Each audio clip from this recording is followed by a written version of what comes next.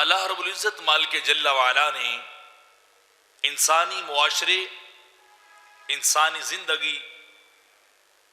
انسانی سوسائٹی اور زمین کے اوپر، اس پلینٹ کے اوپر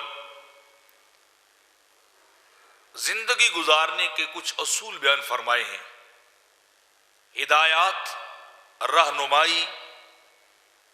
الوہی پیغام رب ذوالجلال نے انبیاء کے ذریعے پہنچایا کہ تمہیں یہاں رہ کر اپنی زندگی کو کیسے گزارنا چاہیے، تمہیں آپس میں کیسے رہنا چاہیے، کیونکہ انسانی معاشرہ خاندان سے شروع ہوتا ہے اور خاندان کی بنیاد میاں اور بیوی ہوتے ہیں،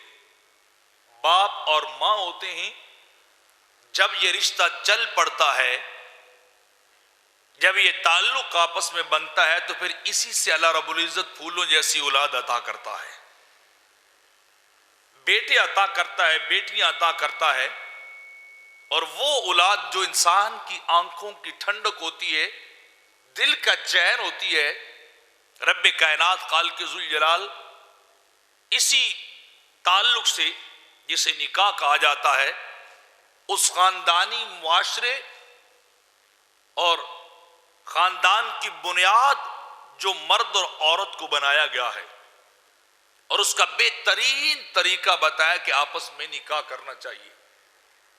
تمہارا تعلق درست اور جائز ہونا چاہیے، غلط اور ناجائز تعلق نہیں ہونا چاہیے۔ تمہیں اگر اولاد بھی ملے تو وہ درست تعلق سے ملے، خدائی تعلیمات کے تابع ہو کر وہ تمہیں اولاد ملے، تو پھر اس اولاد کی ایک ایک سانس بھی تمہارے لیے نیکی بنتی جاتی ہے۔ اس اولاد کا ایک ایک نیک عمل باپ اور ماں کی بلندی درجات کا سبب بنتا ہے، اللہ رب العزت کی بارگاہ میں بخشش اور مغفرت کا سبب بنتا ہے۔ اور اس کے ساتھ ساتھ دنیا کے اندر، دنیاوی زندگی میں بھی اگر جائز طریقے سے اولاد کا حصول ہو تو وہ اولاد اپنے والدین کی خدمت کرنے والی ہوتی ہے،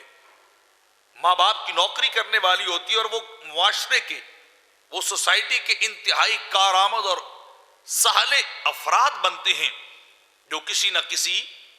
نکاح کے ذریعے سے اولاد جب وہ جو وجود میں آنے والے ہوتے ہیں۔ اور اسی خاندانی طریقے کو رب کائنات نے اس قرآن مجید کے اندر بھی بیان فرمایا ہے۔ فرمایا کہ وَلَقَدْ أَرْسَلْنَا رُسُلًا مِّن قَبْلِكَ، میرے حبیب ہم نے آپ سے قبل بھی رسول بھیجے، ہم نے آپ سے قبل بھی انبیاء و مرسلین بھیجے، وَجَعَلْنَا لَهُمْ أَزْوَاجًا وَذُرِّيَّةً، اور پھر ہم نے انہیں بیویاں بھی عطا کی اور پھر انہیں اولاد بھی عطا کی۔ تو یہ جو ایک ادارہ خاندان کا وجود میں آتا ہے،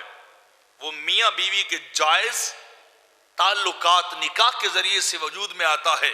اور پھر اسی میں سے اللہ رب العزت اولاد کی نعمت بھی عطا کر دیتا ہے۔